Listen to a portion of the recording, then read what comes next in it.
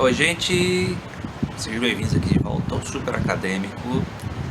Hoje é dia 29 de março de 2020. O Brasil e o mundo ainda está no período de quarentena, de isolamento social por causa do coronavírus. Isso ainda deve durar um tempinho.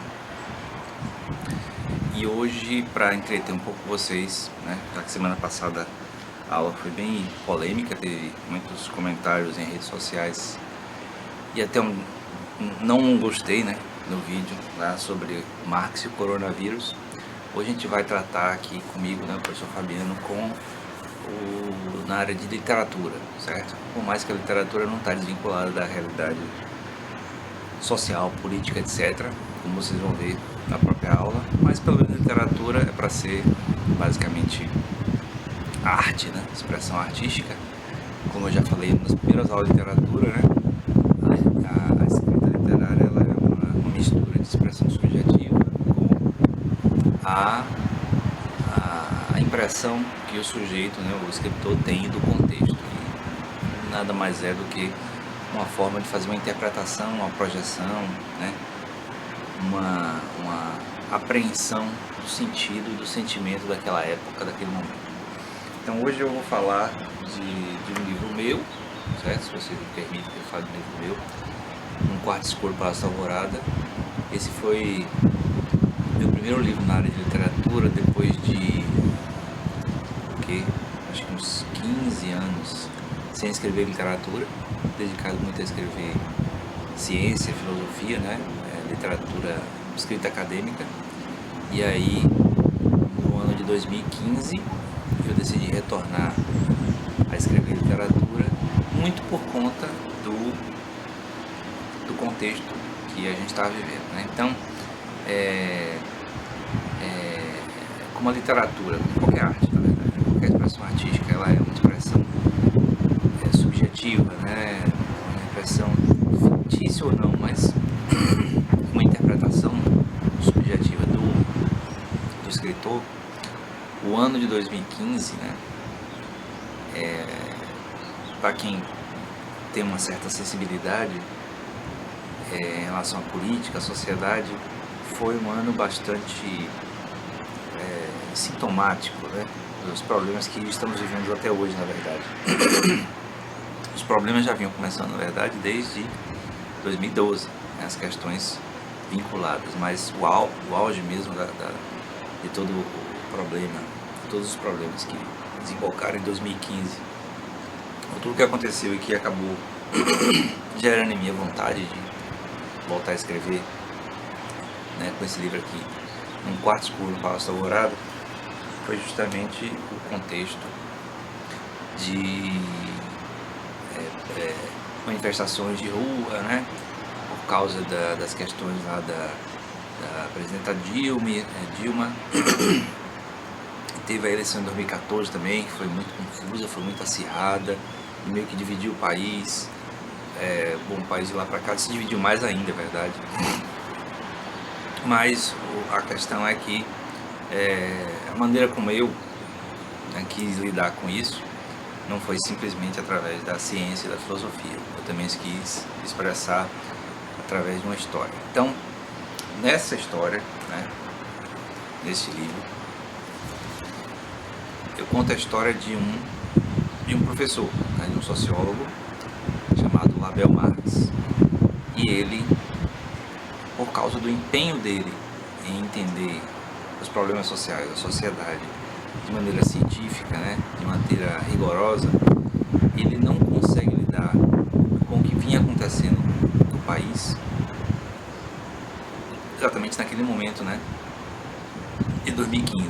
Quer dizer, de certo modo reflete um pouco a minha sensação de como tudo que surgiu na eleição de 2014 e que para mim nunca foi muito assim uma questão, me parecia assim normal o que vinha acontecendo no país, as questões de corrupção e, por outro lado, as vozes de oposição, tudo me parecia muito normal, dentro de um sistema democrático.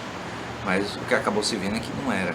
E aí, para lidar com isso, esse sociólogo, ele decide se tornar meio que um clandestino nas veias do poder, né? Fazendo uma espécie de metodologia, né, de pesquisa, aplicando a metodologia de pesquisa em que ele vai meio que abordar de maneiras diferentes todos os presidentes e ex-presidentes, né, os presidentes vivos, certo? Naquele momento. Em 2015 existiam 5 presidentes vivos no país, né? E aí esses 5 presidentes, eles vão sendo abordados um por um, né? A partir de uma mecânica bem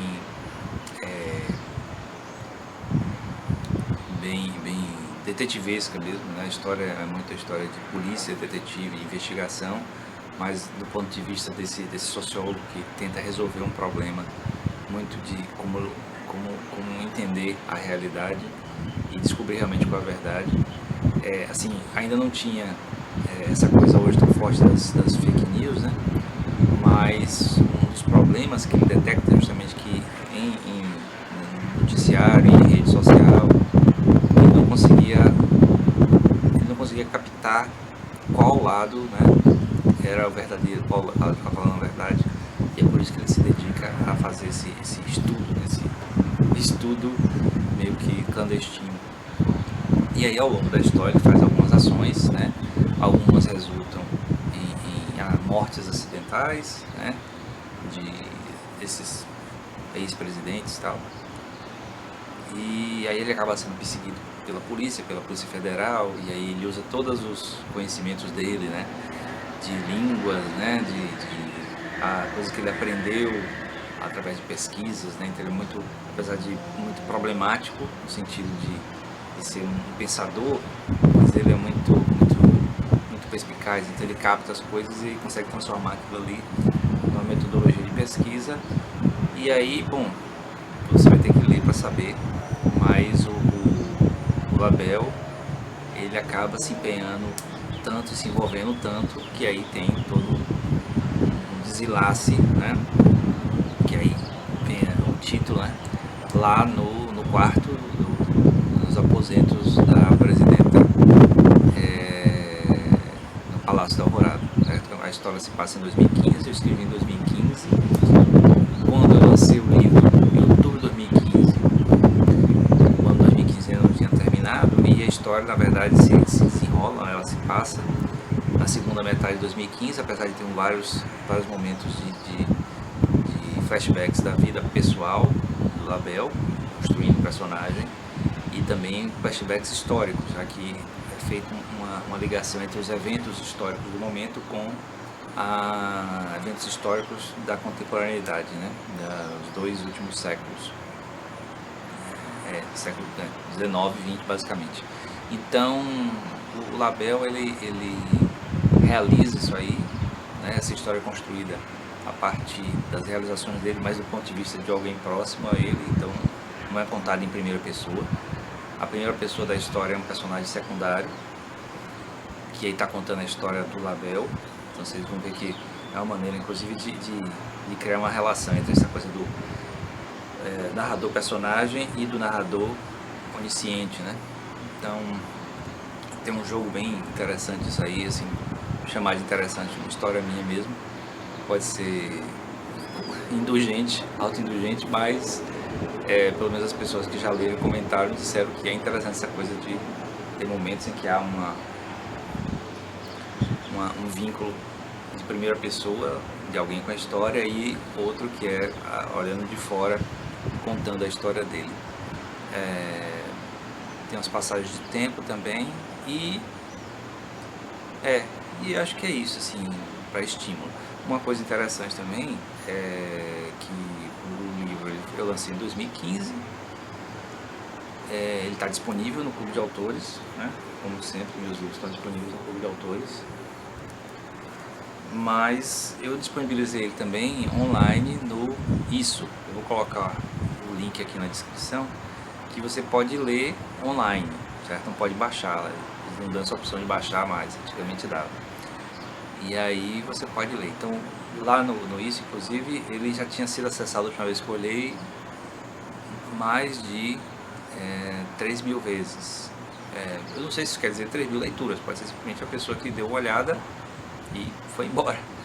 Mas eles contam as visualizações, o que é interessante porque é um livro, digamos assim, underground, certo? Não é lançado por nenhuma editora, ela é autopublicação, certo? E aí, por causa desse vínculo meio que subterrâneo do livro, ele não tem nenhuma projeção assim.